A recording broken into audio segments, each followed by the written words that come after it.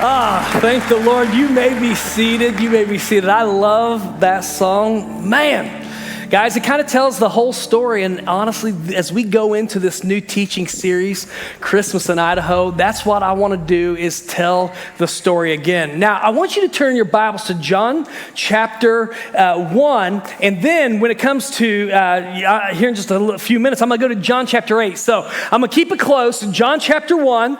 And then if you want to have John chapter 8 on standby, ready to go. And I'm going to go ahead and do some plugging in here, because here's what I want to do this morning. I actually want to totally change the way you forever see Christmas lights, all right? So real quick, how many of you guys have already decorated for Christmas?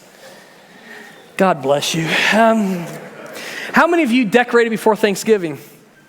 Okay, mad respect. I have no problem with that.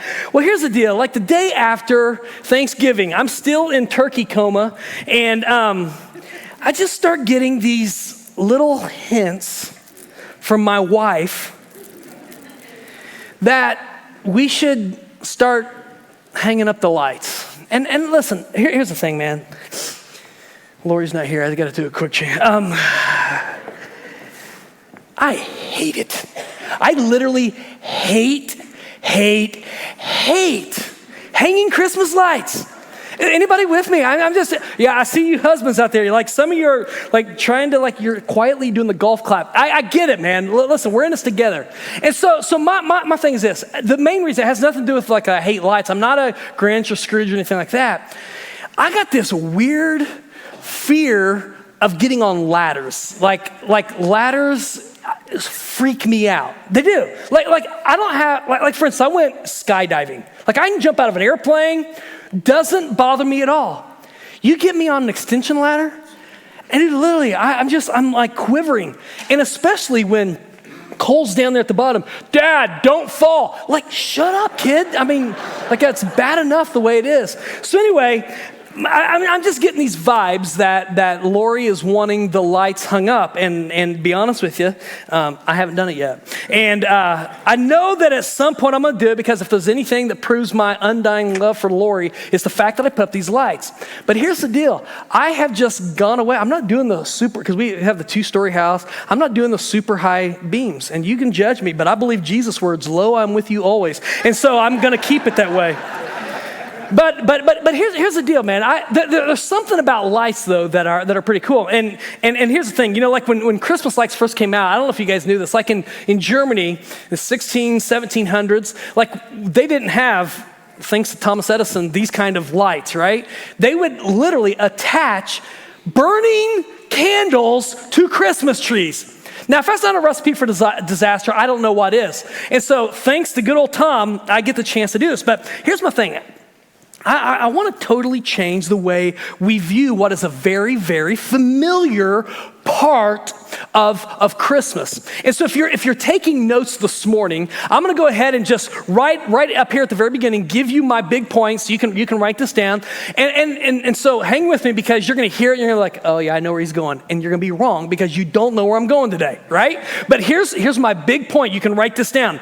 Christmas lights remind us that the light has come. Christmas lights remind us that the light has come. And I want to talk about why that is so significant. And we're going to end up in John chapter 1 eventually. But what I've got to do is I've got to hit, I'm going to leave it there. I'm going to come back to that. We're going to hit the rewind on the remote. We're going to go all the way back to the Dark Ages, right? Okay, and so when I say Dark Ages, like you went to school and it's between the 5th and 10th century AD. No, totally, I disagree. We're going to go right past the medieval period. We're going to go past Christ being born. We're going to go all the way back to 587 BC. And you're like, okay, what's up with that? Well, hang with me, because we're going to go to a place called Jerusalem. It's getting ready to become one of the darkest places in the world. And here's why this is important. Because what I want us to do when we show up in Jerusalem, we're going to look for a prophet by the name of Ezekiel. Now, this is a man of God who God gives messages to for Israel. He's trying to wake up his people, because I'm telling you, they have gone off the wagon. I mean, they are so jacked up. I mean, they are messed up. And so if we would find Ezekiel probably at the time that we're looking for him, it's the time that Ezekiel 10 and 11 was written. If we would find him, he's going to look kind of traumatized. He might even have trouble articulating the words, and here's why. Ezekiel has just seen something that no one else in this wicked city of Jerusalem can see. God gave him a vision. He articulates this in Ezekiel 10 through 11. He gave him a vision of God's glory leaving the temple. Now for us, it's like, okay, yeah, it sounds bad, but what's the significance here? Well, here's what you gotta know. The Jews, they're centuries past God being the one and only God they serve. They've mixed in some Baal worship. They have other gods they serve. They're like pretty messed up things that are going. They're even known to occasionally offer, the Jews are occasionally known to offer their kids in sacrifice to false gods. It's got really, really dark in Jerusalem. But the one thing that the Jews always held on to was the fact that they were God's people, and that his presence dwelt in the city of Jerusalem and in the temple. Solomon had built this temple. There was a place called the Holy of Holies, and in this Holy of Holies, there's something they called the Ark of the Covenant. And over the Ark of the Covenant, it was said that there God's glory dwelt.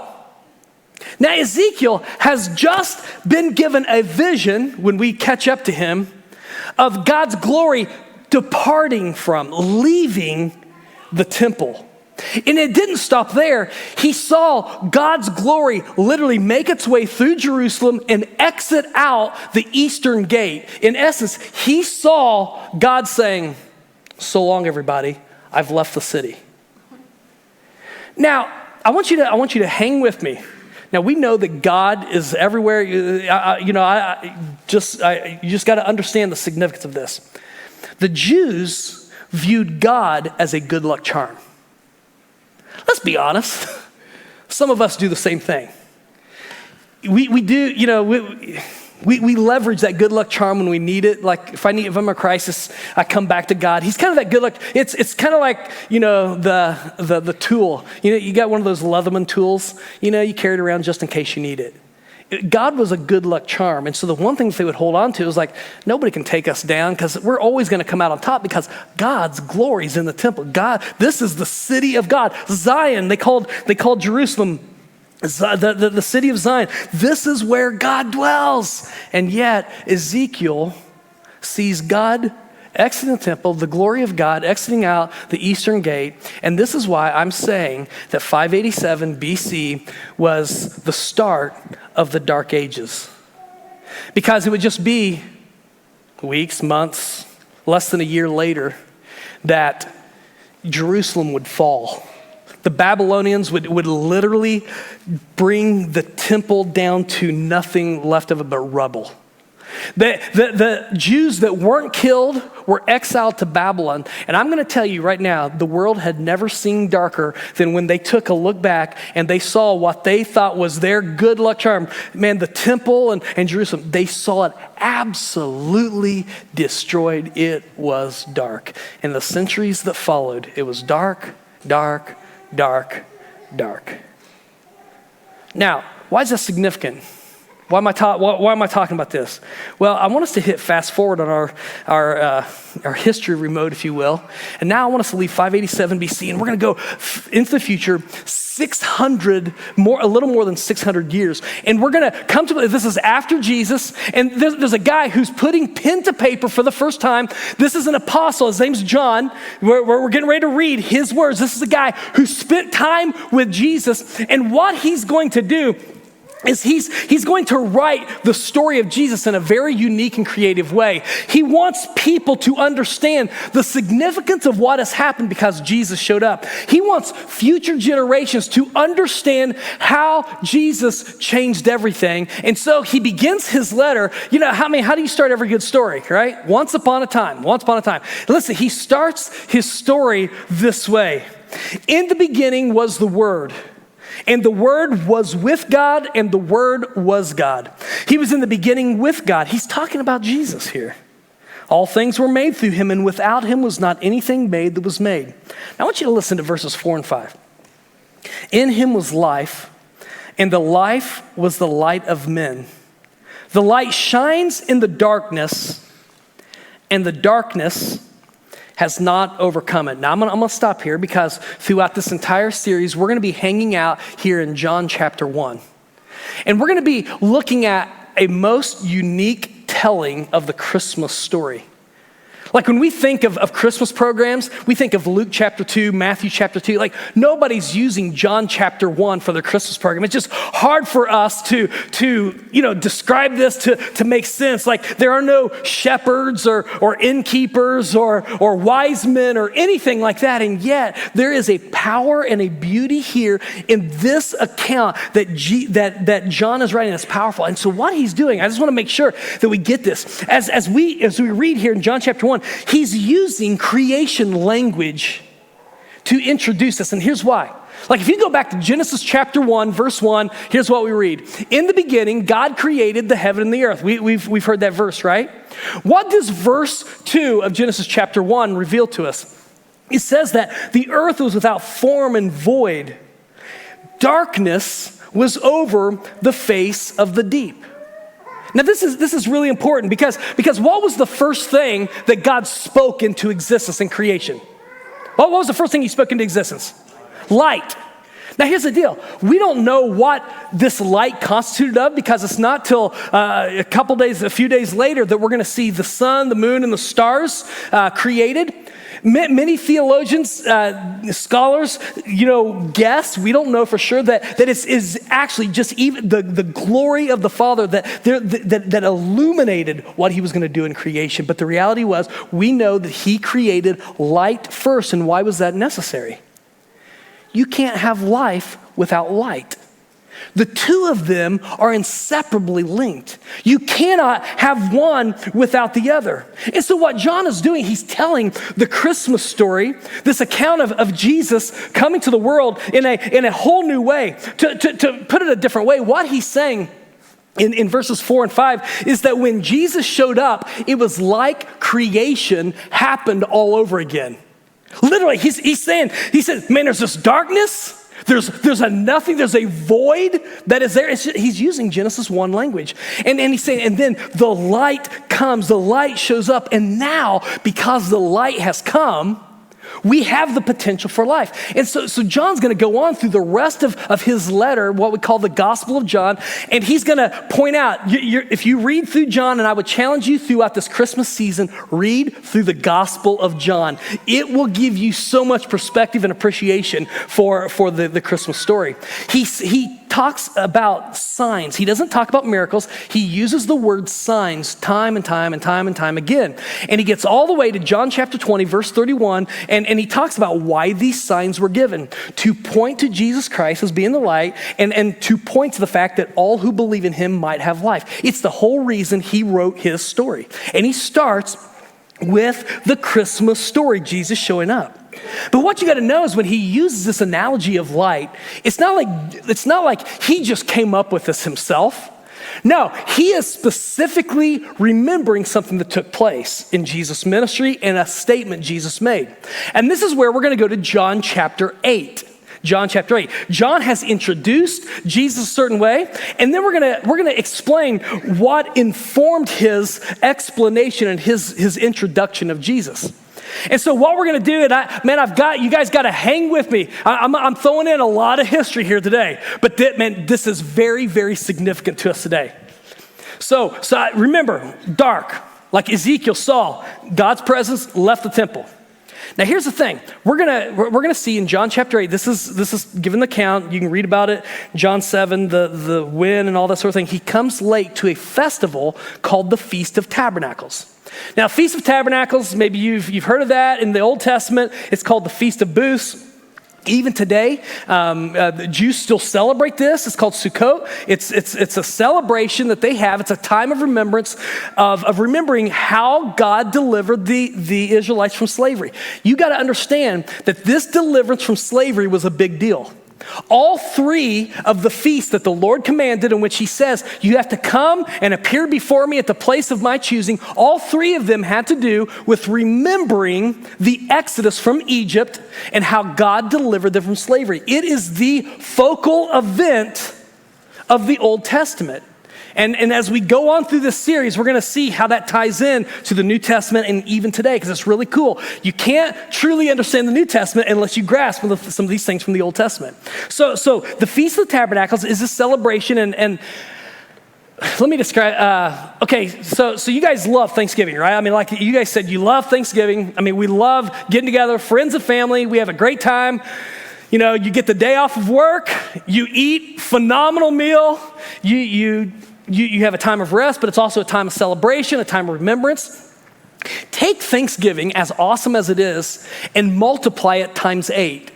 And you've got the Feast of Tabernacles. It's an 8-day celebration in which everybody ceases from working. It's in the fall. This is a time to remember what God has done. There's all kinds of celebrating, all kinds of great food. Friends, family, everybody gathers together. We're part of this together. It's an incredible holiday. And so everybody's gathered here in Jerusalem, here in John chapter 8. And so they've come together for this. And what they know is that every day of the celebration, there are two very important ceremonies that take place. In the morning, there's something that they call, it's a water ceremony, in which they go down, the priest will take this procession, the worshipers will follow in behind him. They've got this golden pitcher. They'll go from the temple down to this place called the Pool of Siloam. They dip the pitcher in there, bring the water back. There's a big altar there. They pour the water on the altar, and it's a water offering before the Lord. And what they're doing, the reason they have this ceremony is they're remembering how when they were thirsty in the wilderness, God provided water out of a rock. So they celebrate that. And if you read John chapter 7, Jesus actually gives a lot of significance to that. And so I'm not going to get into that because I'm talking about John chapter 8. But in the evening, they have another thing that takes place in which they have the lighting of the candles. Now, probably some of you guys know what a menorah is, right? Throw up the picture, guys. This is a menorah. Maybe you're familiar, like if you've seen pictures from Hanukkah or something like that. Well, when it came to the Feast of Tabernacles in Herod's temple that was later destroyed in 70 AD, so we don't have it now, they had 4 giant menorahs there in one of the courtyards. In fact, when I say giant, they were 75 foot tall. Now, this was just a smaller menorah. I mean, it's big. This is at the Wailing Wall today in Jerusalem. But these giant menorahs were said, when they were lit, on each evening of the Feast of Tabernacles, it said that it was so bright that it would literally illuminate every corner of the city of Jerusalem. And so they had this big ceremony when they would light these candles. And what they did, the reason they lit these candles, the reason this was so significant was they remembered what took place when they were delivered from slavery. The very first day they leave, God shows up. And how does he manifest himself? How does he manifest himself? 2 ways if you read Exodus. Cloud by day, a pillar of fire by night. And so what they're doing is they're commemorating. Hey, we remember when God was here. It's a celebration. We're remembering that the light showed up. Now, this was very important. If you're taking notes, write this down. The reason why the pillar of fire was so significant to the Israelites, there were 3 reasons. Number 1, it signified God's presence. It was God saying, I am with you. Like, I don't know if you parents have kids or grandparents, your grandkids come over to spend the night and they want to sleep with a night light, right? They're just comforted by the light. Think about this. You're tucking your kid in because, if you're the Israelites, you've left at best you have tents that you're staying in, and you cannot miss the light. And the light, your night light, literally is signifying the fact that God's saying, I'm here. Everything is under control. I am present. Light and darkness goes a long way. I know, man, we were a few years ago, I was preaching in the Philippines, and we drove to the middle of nowhere. And when I say, I'm not exaggerating when I say it was the middle of nowhere. Like getting back there, they didn't even have a trail that was big enough. We were making a trail with they have something called a jeepney. And I was on top of the jeepney with all the luggage. And like, I'm ducking among the luggage because the branches are trying to take my head off. We're in the middle of nowhere. I get up to speak. They have a single light bulb suspended by a cord. Somehow they've strung it up. They have, from some generator or something, they have one light bulb. And that's what I preached under. Well, me and every bug in the Philippines that came to the light. In fact, later they told me, they said, while you were preaching, they said, literally your shirt was moving. I had so many bugs that flew down. They were like, I literally could feel them just flying around. They have a great time. Anyway, I say that. When there's darkness, the light, man, it brings attention. Here's the thing, they could not miss the fact that with the pillar of fire, they knew that God was present. He's saying, I'm here with you. But the second thing that it signified was God's protection. I am for you. And when they lit these menorahs during the Feast of Tabernacles, they would remember something we find recorded in Exodus chapter 14. This is when they've left. The Egyptian army is chasing them. They get to the Red Sea, and as they're crossing, they're taking after them. And this is at that time one of the mightiest armies in the world. And what we read in Exodus 14:24 is that the Lord, in the pillar of fire and the cloud, threw the Egyptian forces into a panic, and literally He destroyed them. When they saw the pillar of fire, they were reminded of the fact it wasn't just that God was with them. There was a confidence. They knew that He was for them. But as incredible as those two things are, there was another thing that was indicated by the pillar of fire. Anytime the Israelites would have seen the pillar of fire, it would have reminded them of this, of God's direction. I am leading you. Because it's very unique when you go back to and you look at the Israelites as they're in the wilderness. When the light moved, they moved. When the light stayed, they stayed. Wouldn't that be amazing? Just to have that clarity. Everyone's like, what should I do? Should I move? Should I go here? And the light moves, like, well, got my answer. I'm following the light. Wouldn't that be amazing? Well, here's the deal, man. The Israelites had this great confidence from the pillar of fire. It spoke of God's presence, His protection, His leadership. And yet, in this Feast of Tabernacles, they would light these candles. They would remember how God showed up tangibly, that they could not miss the light, the pillar of fire. But they were celebrating something they had never personally seen. Now, I want you to hang with me, because when we get into John chapter 8, it's very important of the when. While we read, in fact, it starts in John chapter 7, towards the end of John chapter 7, it says that when Jesus began to speak, it was the last day of the feast. And so we have what happens in John chapter 7. John chapter 8, there's the first part where He speaks to the lady that's caught in sin. That's pretty awesome. But then He's teaching in the courtyard, the courtyard of the temple. It's the treasury part of the temple. This is where they had these giant menorahs. But here's the deal. It's the last day of the feast. On the last night following the last day of the feast, they did not light the candles. Now, like December 26th, what happens on December 26th? Like some of you are like, thank God we're done. Let's get this tree out of the living room. Let's take the decorations off, take down the lights, put them in the boxes, put it in the shed, put it in the attic, put it in the garage, whatever. We're done. December 26th, let's be honest, it's a little depressing, because I love Christmas. I love hanging out with my family. I like the games. I like reading Luke 2. I like the prayer. I like the presents. I like it all. December 26th, it's like, Guys, the closest analogy that I can make to what Jesus is saying here in John chapter 8 is, for the Jews, it was December 26th, if you will. The 8 days of partying, the celebration is over. In the temple court, well, I'm going to read some words, but I want you to go there with me. In this temple court, in front of lamps that have been lit every single night up to this point, but now they're cold and they're dark. It's impossible not to realize that the glory of God has not been seen since 587 BC. They have not had a tangible visitation of God's presence.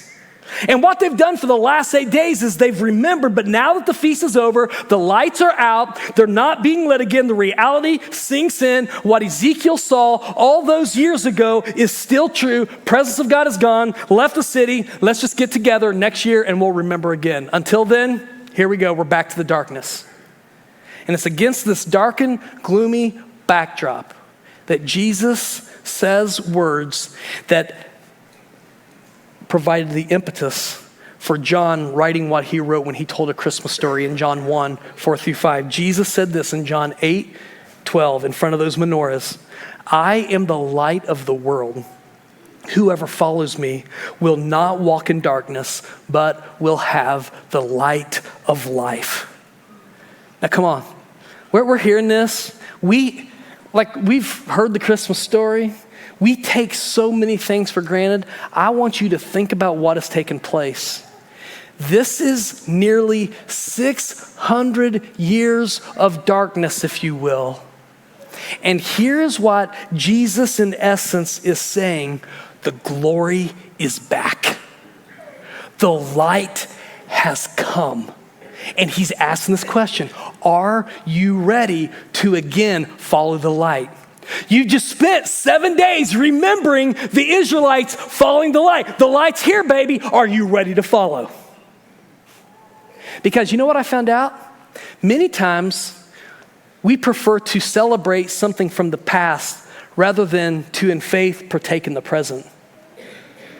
And what is taking place here is that he is saying, the light has come. You don't have to go back to darkness. I am the glory. I am God come to you. I am the way, the truth, the life. I am the light that reveals the Father. I'm the only way that you can have this life. And this is why John is writing in verses 4-5, in him was life, and the life was the light of men. The light shines in darkness, and the darkness has not overcome it. Jesus is saying you don't have to go back to the darkness. The party doesn't have to end. You can have light, and because there's light, you can have life more abundant. This is what he's saying. You can experience God's presence, his protection, his leadership. We've been talking about it. We're celebrating it. The light is here. You can follow me. This is such a powerful thing. So John's writing his account of the Christmas story, and he's saying something that is mind-blowing. God's glory has come back. And this time it's going to be different. In fact, a major theme that you're going to see from this place forward as we read the letters is this whole theme of walking in the light. Light becomes a primary theme in the New Testament to describe this, but it's not a light that dwells in a building made by hands, as they thought that it did back then.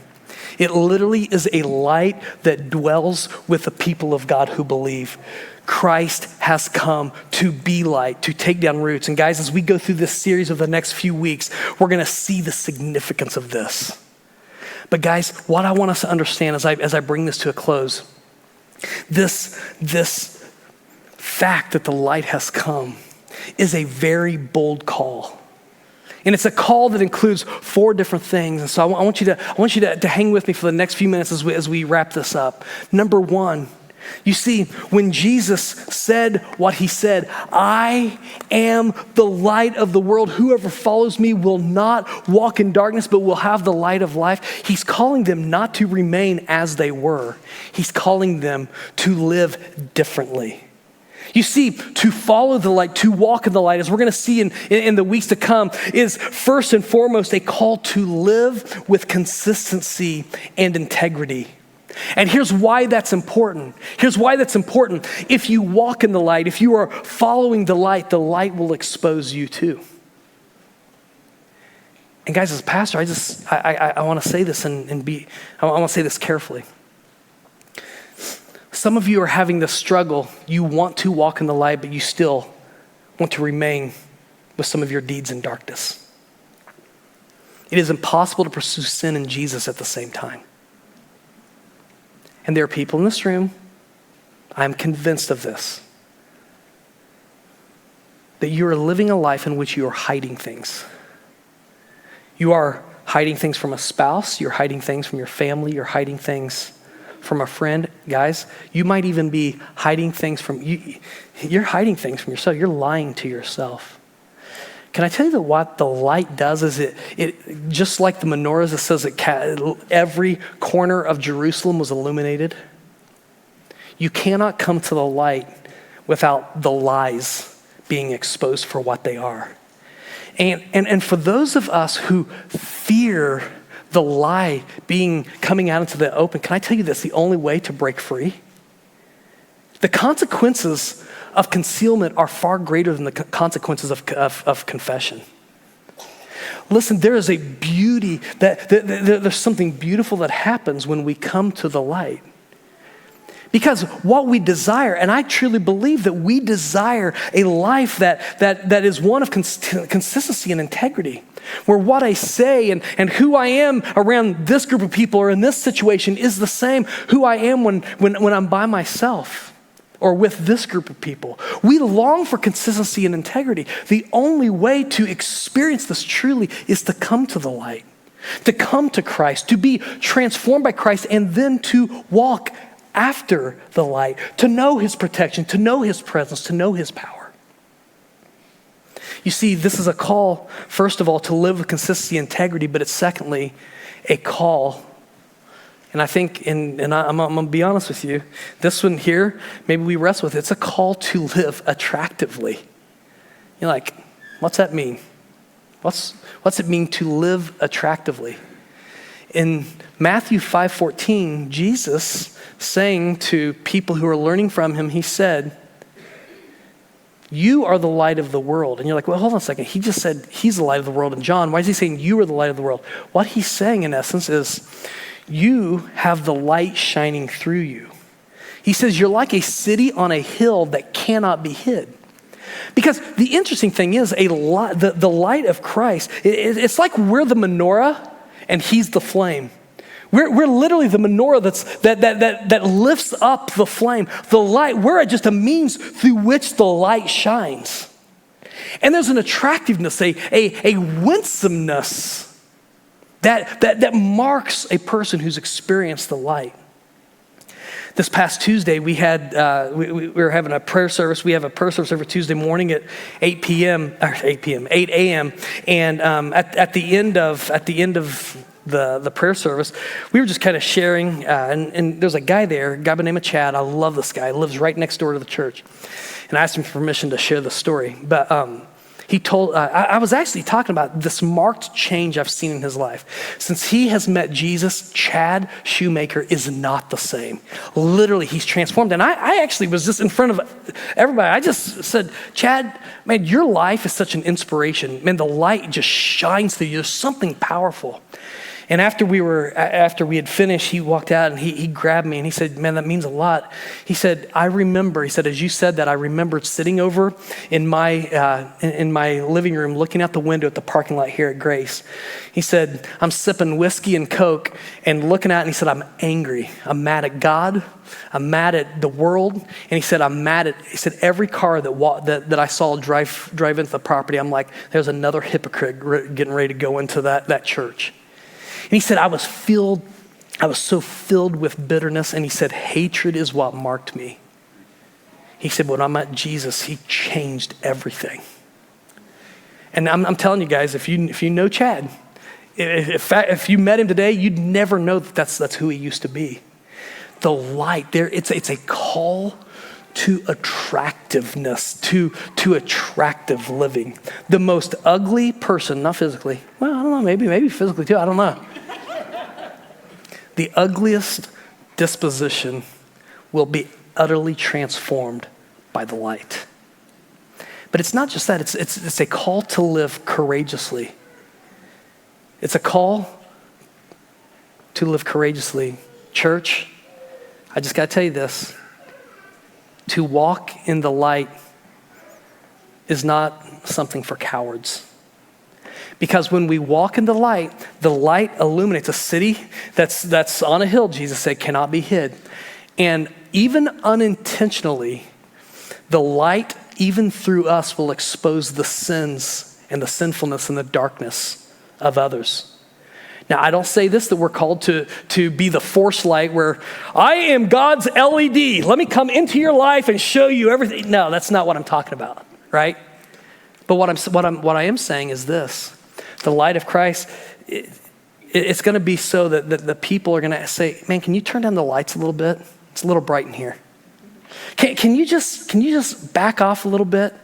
Can you just put out the light for a little bit? Can you go in, just leave? Listen to me. They're going to call on you to dim your light. Don't you dare do it. You're a coward if you do, and cowards don't follow Jesus.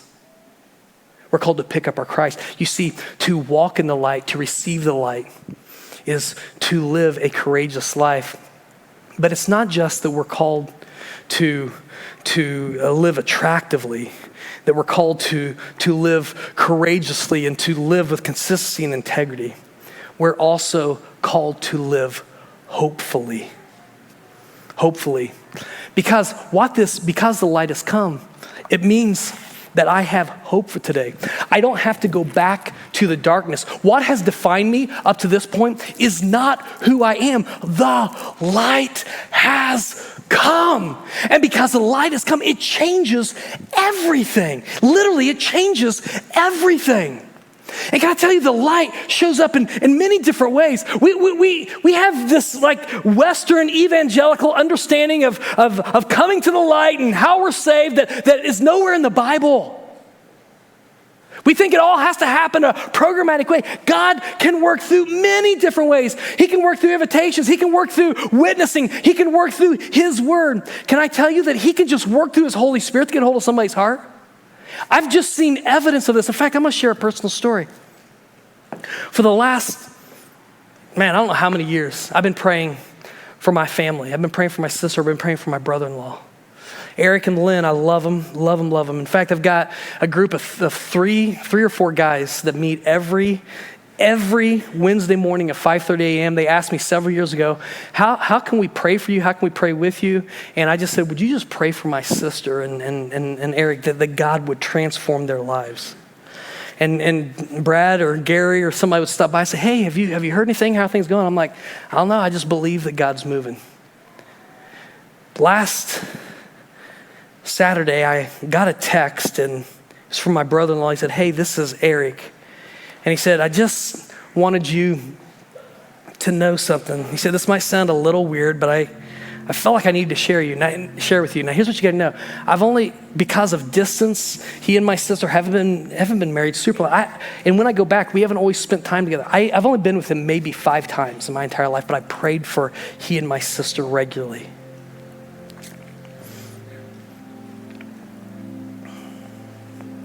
He said, a month or so ago, we'd gone through some marital issues, and said, your sister walked out and said, I can't do this. And we, as a family, been praying for them. He said, for the very first time, I called out to God. And you got to understand, he told me, he said, I remember being to church when I was 6 years old. And he said, I was not raised in a Christian family at all. I doesn't know anything about God. And he said, I prayed, God, would you bring Lynn back? And if you bring her back, I'll serve you. A few days later, Lynn came back, and he's like, that's probably just a coincidence. But he said, I couldn't get away from what, I just had and he said it this way, he said, I had all of these spiritual thoughts come into my mind, and I couldn't do anything about it. I thought I was going crazy. He said, I kept trying to push it down, but they kept coming. So I didn't know this when he gave me the text on Saturday. I talked to him this Tuesday. He said, I just went to YouTube, and I typed in, what does it mean to find God? And man, he said, I went to video after video. And out of all the psycho weirdos that are on YouTube, he got the right ones. I don't know how I found him, but it was the Holy Spirit. It was a light that was lighting his way.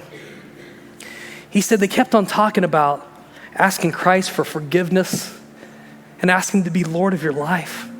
And he said, I quit, just shut down. He said, I was researching it. He said, I tried to think about it, and then I tried to not think about it. He said, I couldn't get away from it. And he said, this was on Saturday when he texted me. He said, yesterday the thought hit me, what if I just asked Christ to forgive me my sins, to become Lord of my life? And he said, again, I just tried to ignore it, but he said, this morning I couldn't escape it. And so I just asked God, would you forgive me my sins and be Lord of my life? And he said, I got done, and he said, I just had this weird urge that I needed to let you know for some reason. And he said, I didn't want to do it, and your sister came home, and she's like, no, I think he wants to get that text. Long story short, when I talked to him on Tuesday, he said, I don't know how to explain it. He said, it's like I'm a new person. I'm not. He said, I don't know the language. I feel like I'm new. And I said, it's because you are. I walked into Ephesians chapter 2 where it says that once we were dead, we were in darkness, lost in the trespasses of our sins, and yet Christ made us alive. And I shared, man, you have life. And today, for the first time in over 20 years, my brother-in-law was sitting in a church. I guess they're probably out by now. If you're watching this, dude, I'm proud of you. But he told me it's the first time since I was 6 years old I've walked through the doors of a church. God's absolutely transformed his life. Here's why I share that story. Because I'm convinced that there are a lot of people, we celebrate Christmas, we celebrate the fun, all that, and I'm all for it. We see Christmas lights and never think about what they represent. They represent the most dramatic fact of it for John, that the light has come. And because the light has come, we can have life. Here's the deal.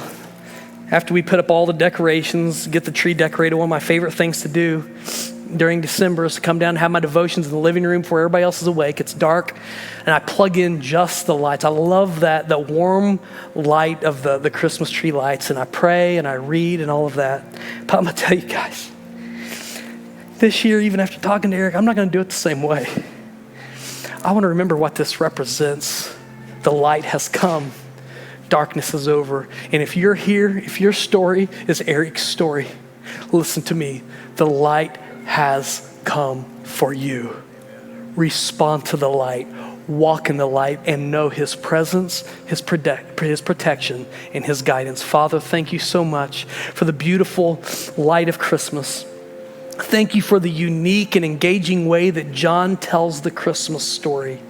And God, I'm praying that for a person, I don't even know who I'm praying for, God, but God, whoever is here today, they felt this drawing, they keep on trying to shove it away, but God, in your faithfulness, you're bringing your light, your shining light, you're beginning to open their eyes and they're scared about it. God, I'm praying that instead of running from the light, they would run to the light. And Father, that they would understand that you have come so that they could have life and have it abundantly.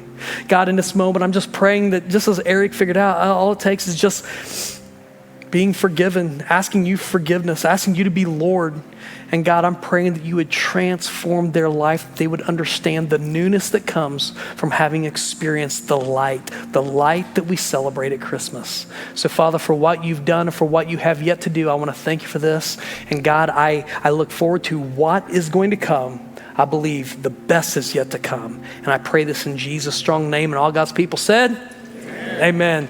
Let me just say this. If you're here this morning and today you've asked God to change your life, you want to respond to light, man, and you don't even know what it looks like to start, I want to help you take next steps. So man, stop by the Welcome Center. We've got a whole bunch of business cards out there, my cards. You can actually grab anybody's card there. Email us, let us know that you want to walk in the light. We'll do everything we can to help you. Guys, I believe the best is yet to come. Let's celebrate Christmas. Let's not ever look at Christmas lights the same way. The light has come and he's come for us. Go in peace, knowing that God is for you. We'll see you next week.